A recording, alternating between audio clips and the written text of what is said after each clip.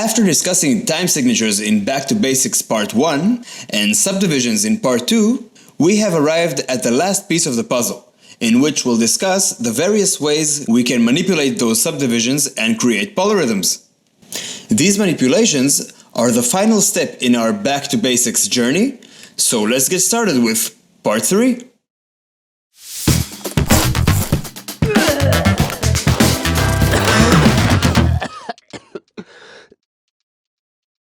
Today, we're gonna finally complete our mosaic analogy.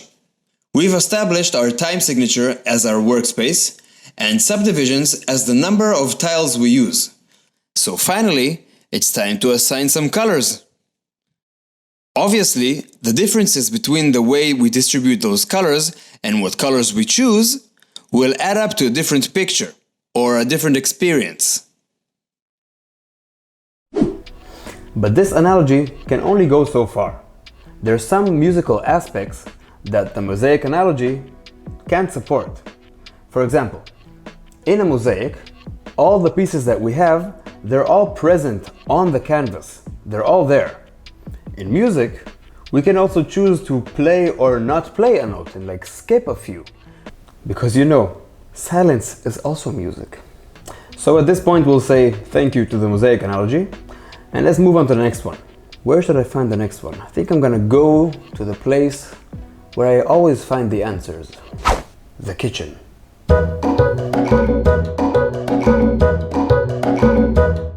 I think Sharon made some pizza dough. Let's go check. Ah yeah, she did. I'm sure she won't mind if I use it.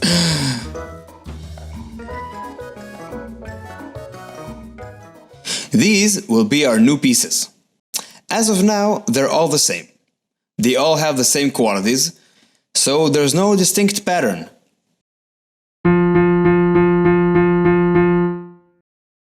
I wonder, what qualities can we use in order to start making patterns? Well, we can make it louder or softer.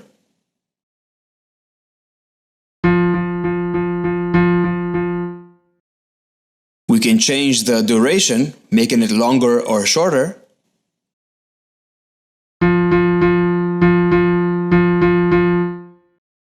We can assign a pitch to it.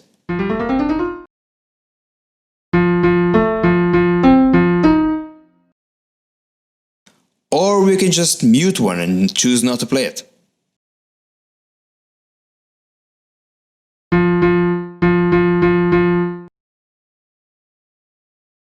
And of course, we can play with various combinations of all of these. When you think about it, adjusting and manipulating sounds is actually how all grooves and patterns are created. For example, the difference between ta ta ta ta ta ta ta ta ta ta ta ta ta ta ta and are just dynamics and sound sources. In both cases, I sang all the notes, but in the second one, I just assigned some drum sounds to some of the beats, and I just adjusted volumes a little bit. Same goes for melody. So the difference between taka taka taka taka taka taka taka taka and ti tu gu gi ku tun ting is just I assigned notes to a few of those beats, and some of the beats are just missing. That's it. Yalla, back to the kitchen. Let's do a short exercise, but I'll need more pieces. I wonder if my Jedi skills still work. Works like a charm. Let's see how this sounds.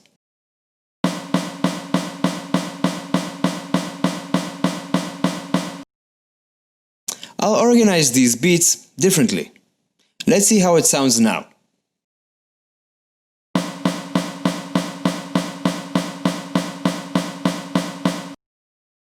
Did you notice that just by organizing the pieces visually, your head put them into groups? I haven't changed anything yet, but just having these visually organized influenced the way you hear them. Let's look at this as one bar of 4/4. So each one of these pieces will represent a 16 note, and these will be the main beats.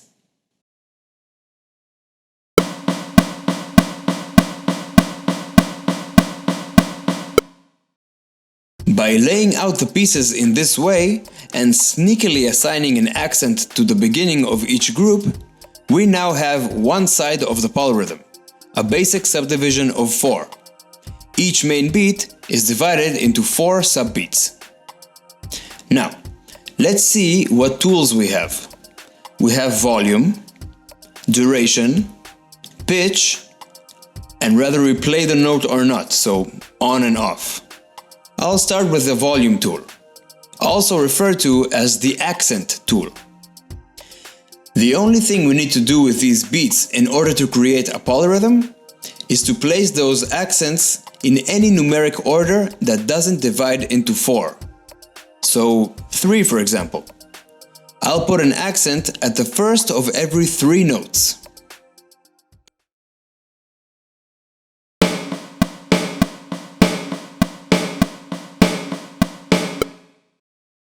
Boom!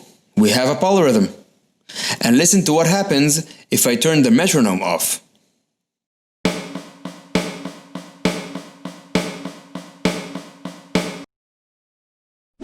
That 3 group got a bit more defined, huh?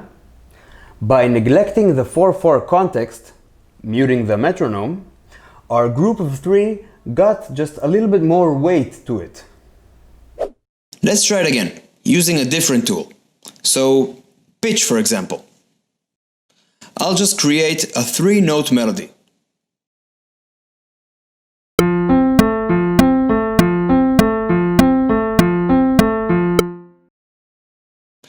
And without the metronome.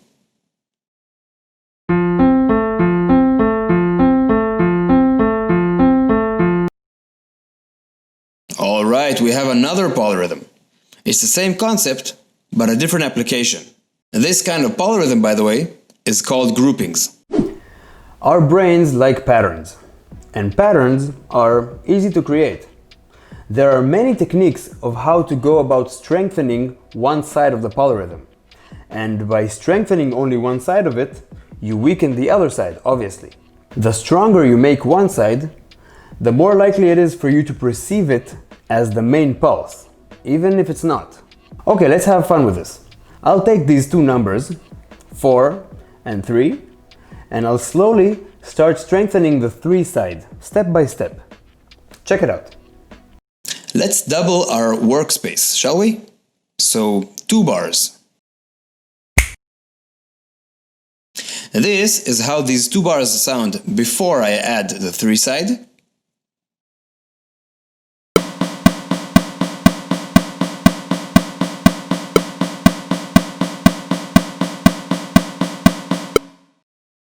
And now I'll add the 3-note melody.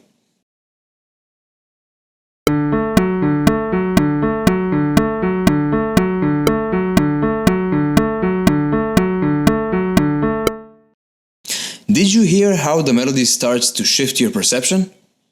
Let's add an accent at the beginning of it. This accent is gonna make the melody slightly stronger.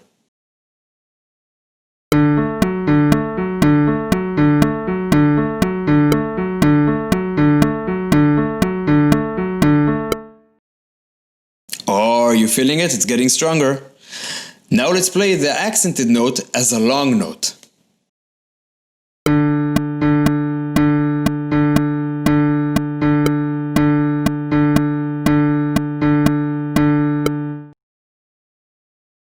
You know what? Now let's apply the same melody on these longer notes.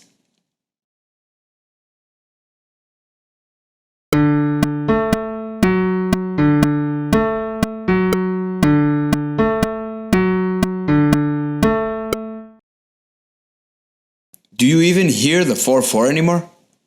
Let's kill it completely by removing the metronome.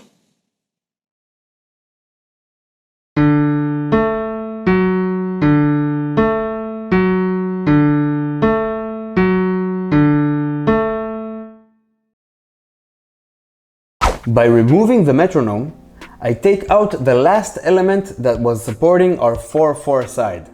So now it's completely gone. The only thing that reassures us that we're still in 4/4 is the amount of beats we have. We still have 32 beats here. 32 doesn't divide nicely into 3. So at the end of our phrase, we'll have a tiny glitch, a note that is a bit shorter. So 2 beats instead of 3 beats. I explained this specific concept in more detail in the previous video. The link is in the description. But that's basically it. If you have a constant discrepancy between two rhythmic elements, you have a polyrhythm. And I say constant because a random pattern won't register in our brains as a pattern at all. So it has zero rhythmic significance. I'll give you an example. This group of 3 over a 4/4 bar in 16 notes, 1 2 3 1 2 3 1 2 3 1 2 3, may sound like if I strengthen it enough. But if I just sing a random group of accents,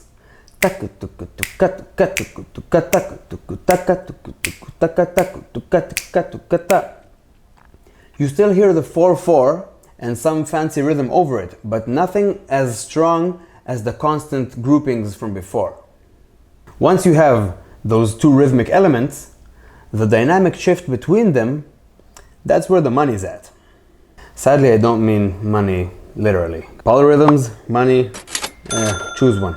As I was saying, the dynamic shift between these two elements is the key, because by making one side significantly stronger, you can flip the listener's rhythmic perception very effectively. There are many ways to distribute that power I'm talking about, just like what we did in the previous example. Yogev! Did you take the pizza dough? God damn it, Joe, I'm so annoyed. What the You're in big trouble, mister. Okay, I'll take it from here. This video concludes the Back to Basics segment. Next week, assuming Yogev isn't still locked in the doghouse for destroying my pizzas, he'll be back analyzing actual songs. Thanks for watching!